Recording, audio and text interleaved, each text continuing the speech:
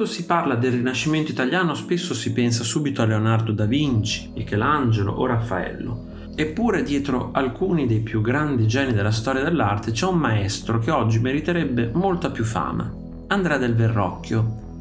Nato a Firenze intorno al 1435 con il nome di Andrea di Michele di Francesco de Cioni, Verrocchio fu pittore, scultore, orafo, progettista e insegnante. Era uno di quegli artisti che sapevano fare praticamente tutto, in un'epoca in cui l'artista rinascimentale doveva essere versatile.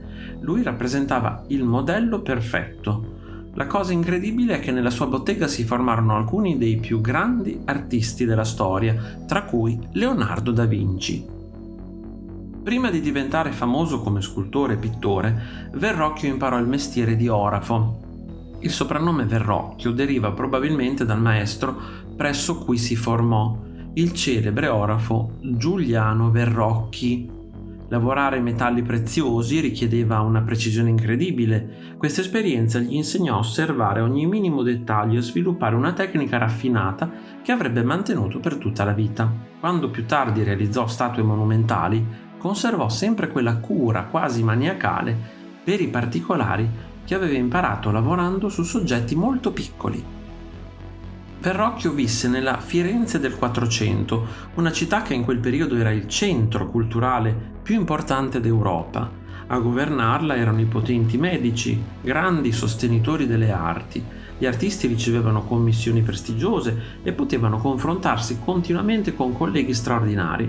In questo ambiente competitivo e stimolante, Verrocchio riuscì a costruirsi una reputazione eccezionale, diventando uno degli artisti più richiesti della città. Se oggi frequentassimo una scuola d'arte del 400, probabilmente vorremmo tutti iscriverci alla bottega di Verrocchio. Qui lavoravano i giovani talenti destinati a entrare nella storia. Tra gli allievi troviamo Leonardo da Vinci, Lorenzo di Credi e probabilmente anche Perugino. La bottega non era semplicemente un luogo dove si imparava a dipingere, era un laboratorio creativo dove si studiavano anatomia, prospettiva, scultura, ingegneria e tecniche artistiche.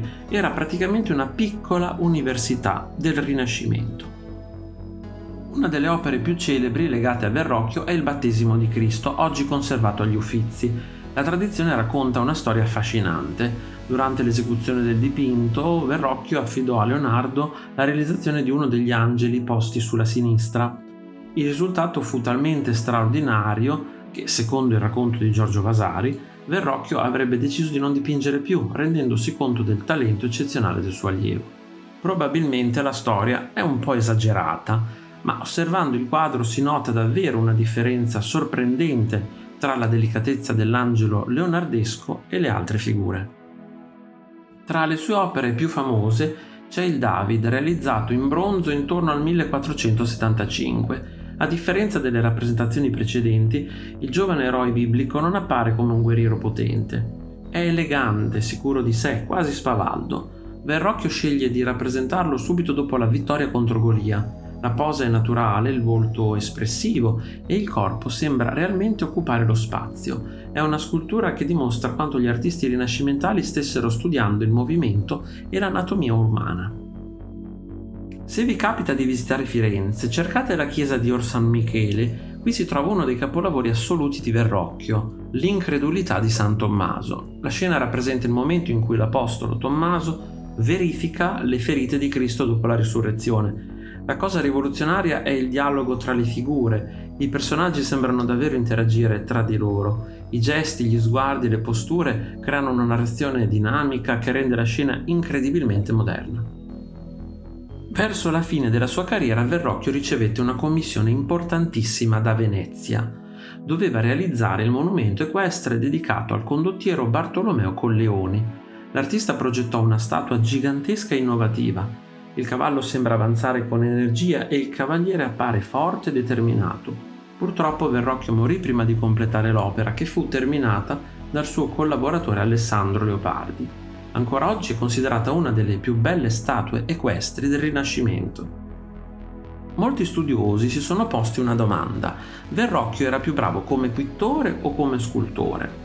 La risposta probabilmente è entrambe le cose. Nelle sue opere pittoriche troviamo attenzione alla luce, allo spazio e all'espressione psicologica.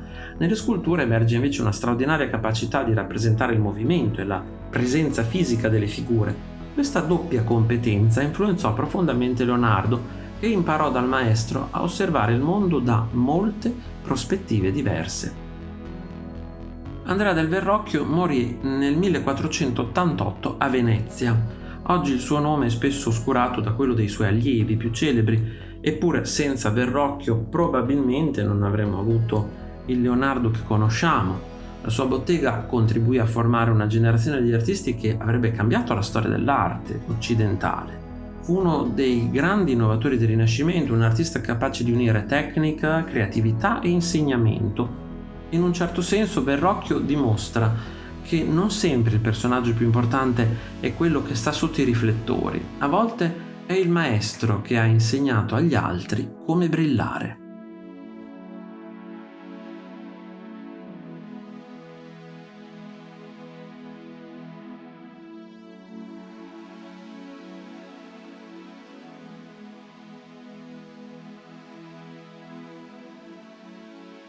Se ti è piaciuto il video, iscriviti al canale, lascia like e condividilo con i tuoi amici.